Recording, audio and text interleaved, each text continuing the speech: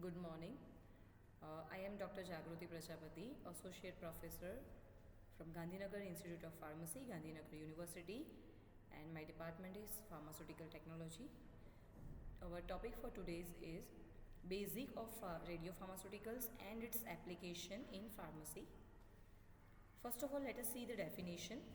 Radiopharmaceuticals are the radioactive substances or radioactive drugs for diagnostic or therapeutic interventions. Or it can be also defined as radiopharmaceuticals are medicinal formulations containing radioisotopes which are safe for administration in humans for diagnosis or for therapy. Let us see the composition. Radioactive isotope, they are injected safely into the body. Carrier molecules, it delivers a radioisotope to targeted area of the body.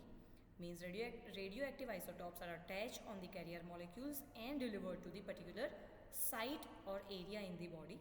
Isotopes, nuclide with the same atomic number are known as isotopes. Let us see the examples. Hydrogen with 3 isotopes and carbon is having 5 isotopes. Nuclide, what is nuclide? This is the particular nuclear species characterized by its atomic number. Atomic number is number of proton, and mass number. Mass number is the number of protons plus neutron. Isotopes may be stable or unstable. The nucleus is unstable if the number of neutron is less or greater than the number of protons. If they are unstable, they undergo radioactive decay or disintegration and are known as radioactive isotope or radioactive nuclides. What is the radioactivity? The property of unstable nuclides of emitting radiations by spontaneous transformation of nuclei into other nuclide is called radioactivity. Radioactive isotopes emit radiations or rays like alpha, beta and gamma. Let us see the handling and storage of radiopharmaceuticals. We have to take care during handling and storage of radiopharmaceuticals. Radioactive materials must be stored in an area which is not frequently visited by people. Shielding may be required.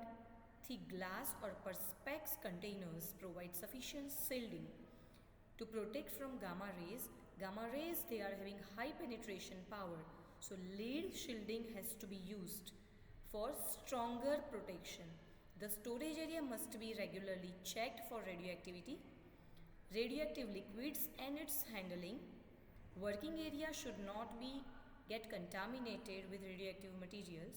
It must be carried in trays with adsorbent tissue paper so that any spillage will get absorbed by the paper. Rubber gloves have to be used when working with radioactive liquids. Pipettes operated by mouse should never be used.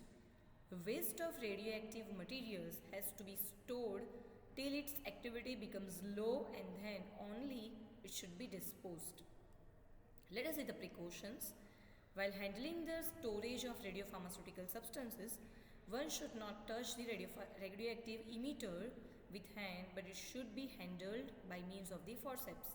Smoking, eating, drinking activities should not be handled in laboratory where radioactive materials is handled. Sufficient protective clothing and shielding have to be used while handling the materials. Radioactive materials have to be stored in suitable labeled containers, covered or shielding by lead bricks, and preferably in a remote corner. Areas where radioactive materials are stored should be monitored and tested for radioactive regularly. Disposal of radioactive materials should be carried out with great care. Let us see the application. It can be used for diagnostic purpose, therapeutics, in research and also during the sterilization. Diagnostic applications: by administering radiopharmaceuticals to a patient, production of images of targeted site by gamma cameras generated, images analyzed by the nuclear medicine doctors, while used to detect the various forms of cancer, and labeled cyanocobalamin used for diagnostic purpose for measurement of the glomerular filtration rate.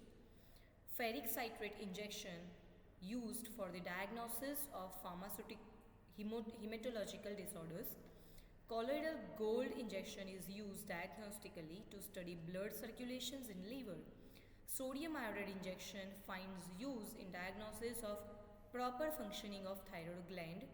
Sodium iodohypurate injection finds use in the study of renal function. Sodium rose bengal injection finds use as diagnostic agent to test liver function.